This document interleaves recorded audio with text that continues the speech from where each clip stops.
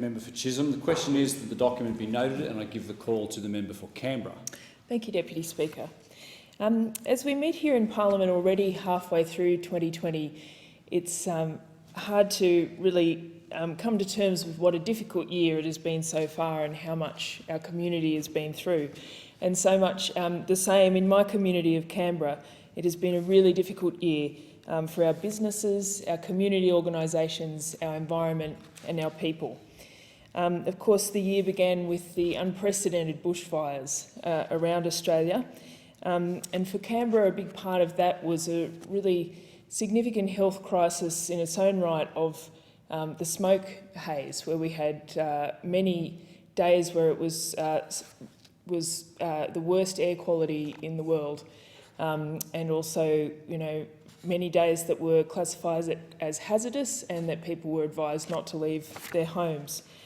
After that, we had a freak hailstorm which had just really widespread damage across Canberra, damaged thousands of cars and buildings, and including priceless long-term research which was housed in glass houses at the CSIRO, which was another devastating loss as part of that.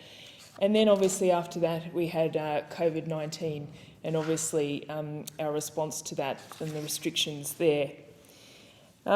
So Canberra has dealt with this relatively well and have managed, obviously as a nation, we've done well in flattening the curve. And I want to again take this opportunity to thank the healthcare workers in Canberra for everything that they've done to get us through this crisis, and also the ACT government for the things that they have done locally to get our community through, and all the other workers, which I will again take the opportunity to thank, from our supermarket workers to cleaners, public transport, everyone that has kept us going through this crisis.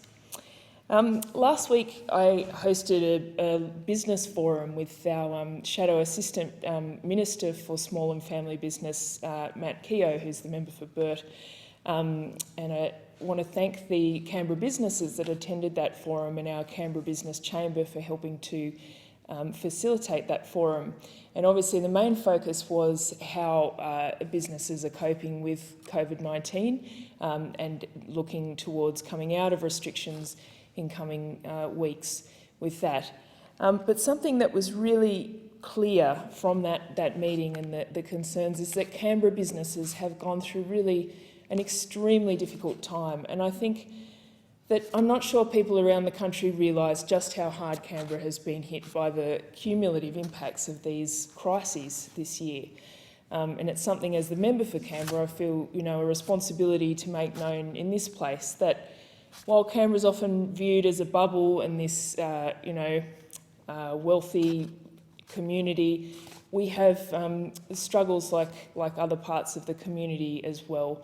And with that impact on our businesses, while we thankfully, of course, didn't have the fires in Canberra that communities in our region had, that smoke did really have a huge impact because people were not leaving their homes for weeks. People weren't going out, places were closed, our airport was closed several times. And unlike other communities that had the fires, Canberra businesses were unable to receive any assistance. So they really are in need of support at this time. And while JobKeeper has been a huge help to businesses, there obviously are gaps in that. And many people have been left out of the assistance package, and we've been talking about that on this side of the House a lot today and in the last few weeks. But now is certainly a time to maintain and grow jobs, not to cut jobs and destroy jobs. And I want to talk about two examples of that now as well as we come out of this pandemic, as we begin to adjust. So throughout 2020, and first of all the bushfires and then of course COVID-19, the ABC has been a critical source of information for so many Australians. And yet the government will force the ABC to cut 250 jobs to meet a $41 million annual budget shortfall. The ABC has lost $783 million in funding since the coalition came to power in 2014. And during the fires, 81% of Australians used the ABC as their main source of information, and 60% of people in bushfire-affected areas said the information helped ensure their safety.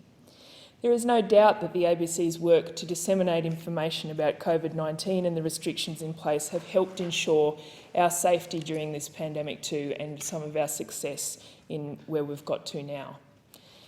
So why would the government continue to cut the budget of the ABC now is not clear to me. This is a critical information source and independent media that should be supported and is vital to Australia, to not just our health and safety but our democracy. Another example is Australia Post, and so many Canberrans are writing to me about this at the moment. Many Canberrans are very concerned about the government's proposed regulatory changes to Australia Post that could see services scaled back and the post delivered less regularly, with no doubt jobs and wages cut in the process. The government has halved the frequency of postal delivery rounds, leaving the jobs of up to 1 in 4 posties in limbo and many other indirect jobs already. Labor is concerned about these measures, although apparently temporary during the pandemic, will remain in place. And I'm proud to say that Labor is going to oppose these changes and will do our best to disallow them through the Parliament. But as we do come out of this unprecedented crisis, it really is a time for big ideas, and there are opportunities. And our leader, Anthony Albanese, has talked about this, that we actually have a really special moment in history now where we can take this opportunity to review and rethink and rebuild an economy that is stronger, more sustainable and more inclusive. But unfortunately, we're seeing some of these opportunities completely missed by this government. One example is on climate change, and this is another issue close to the hearts of so many Canberrans that write to me about it. Ross Garnaut has written in his book Superpower about how Australia can embrace a low-carbon future, but not only that, how a low-carbon future will transform our economy and bring in the equivalent of a second mining boom. Exporting clean energy and producing green steel using hydrogen are some of the opportunities that are presented. Transforming our electricity grid to run on renewables is also something that is happening despite this government's inaction.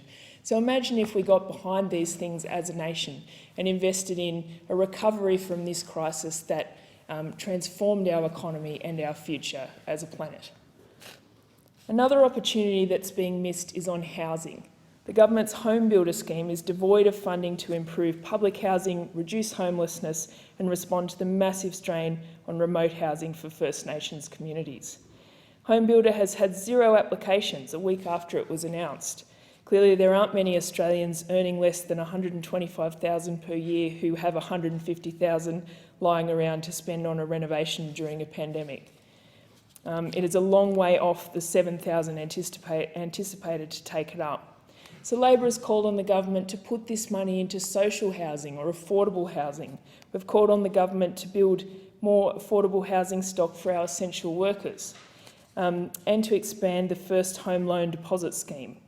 It's really a question of priorities because all these measures will stimulate the economy, but we should be investing in those who need it most, in those who don't have somewhere to live, who can't invest in their own home without some of this help, rather than renovations for people who can afford it anyway. Lastly, the pandemic has really again demonstrated the critical importance of a strong social safety net. And in doubling the job seeker, formerly New Start amount, the government has acknowledged that people cannot live on the $40 a day amount that it was previously. And we cannot return to that, and I wish that the government would accept that. We on this side have been calling on the government to take this opportunity to reset that rate. But it's also an opportunity to look at the whole system. We have an excellent structure there to deliver a highly targeted and strong social safety net, but it has been neglected and cut over many years. At the moment, we have 1 in 6 Australian children living in poverty. So it is time to look at our social security system, which is one of the most powerful tools governments have to lift people out of poverty. And I would urge the government to do that and take that opportunity as we come out of this pandemic, to look at the positives and to think about the type of economy and society we could be building as we return to normal. Thank you, Deputy Speaker. I thank the member